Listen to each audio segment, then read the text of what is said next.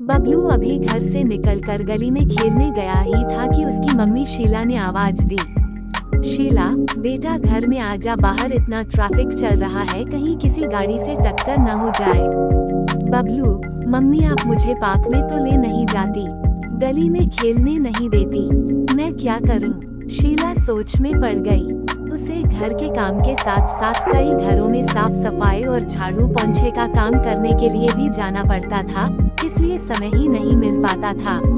शीला, तू घर में ही खेला कर, कल मेरी छुट्टी है, कल तुझे पार्क में ले जाऊंगी, जितना मर्जी खेल लिया कर। बबलू मम्मी की बात मानकर घर में आ गया। शाम को वह सुनीता जी के घर का काम निपटा कर निकलने ही वाली थी, तभी सुनीता जी ने टोका। सुनीता जी, शीला कल की छुट्टी मत करना, कल बहुत काम है, कल मेरे गुड्डू का जन्मदिन है, बहुत काम होगा। शीला, लेकिन मालकिन कल तो मुझे अपने बेटे को कहीं लेकर जाना है, मैं नहीं आ सकती।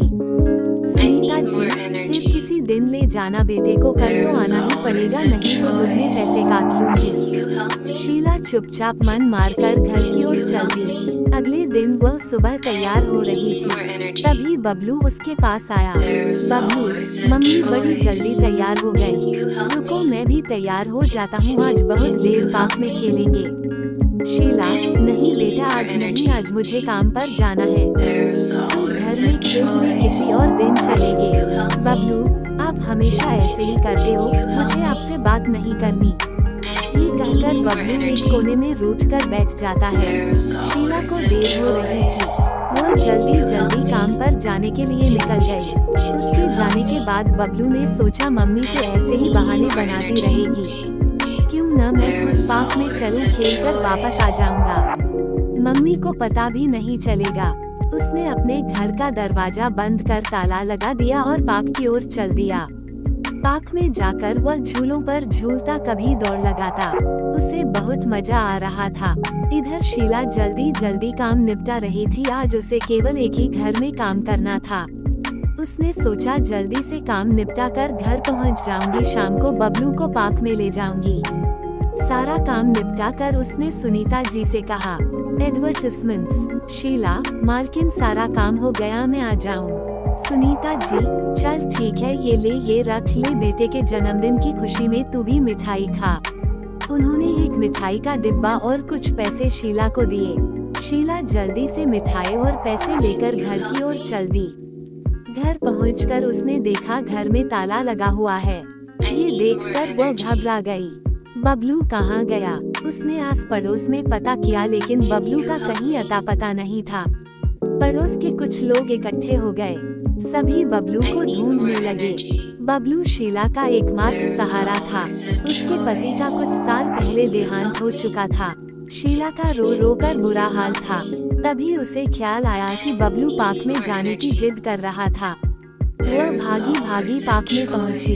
अंधेरा होने लगा था, पार्क में कोई भी नहीं था। वह बबलू बबलू आवाज देकर पार्क में इधर उधर घूम रही थी, लेकिन वहाँ कोई भी नहीं था।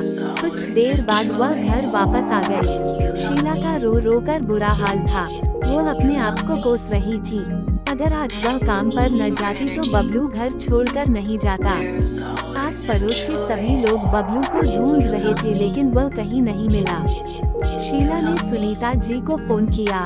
शीला, मालकिन मेरा बेटा बबलू तो आपके यहाँ नहीं आया, ये कहकर शीला रोने लगी। सुनीता जी ने उसे चुप कराया और कुछ ही देर में वे अपने पति के साथ शीला के घर पहुंच गई। सुनीता जी, शीला चिंता मत कर, बबलू मिल जाएगा।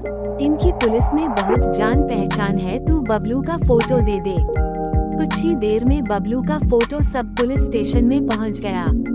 सुनीता जी के पति की जान पहचान के कारण पुलिस तेजी से बबलू को ढूंढने लगी, लेकिन बबलू का कुछ पता नहीं लगा। रात के 11 बज गए थे। तभी एक ऑटो शीला के घर के बाहर आकर रुका। उसमें से बबलू उतरा। उसे देखकर शीला की खुशी का ठिकाना नहीं रहा। तभी ऑटो में से एक औरत उतरी। उन्होंने बताया कि यह पार्क में खेलने के बाद पार्क के दूसरे गेट से बाहर निकल गया, वहां जाकर रास्ता भूल गया। मैं अपने ऑफिस से आ रही थी, ये सड़क किनारे बैठा रो रहा था। मैंने ऑटो किया और बहुत देर से घूम रहे हैं, अब इस सड़क पर आकर इसने अपना घर पहचाना। शीला ने उनका बहुत धन्यवाद किया। वो महिला खुशी खुशी उसी ऑटो में बैठकर वापस चली गई। बबलू, मम्मी मुझे माफ कर दो, मुझे अकेले नहीं जाना चाहिए था। शीला, हाँ बेटा, आगे से मत जाना। आगे से चाहे कितना भी जरूरी काम हो, सुनीता सप्ताह में एक दिन की छुट्टी करके अपने बेटे के साथ समय बिताती थी। शिक्षा, हमें काम के साथ साथ अपने परिवार का ध्यान भी रखना चाहिए और बच्चों को अपने माता पिता के बिना अकेले कहीं नहीं जाना चाहिए।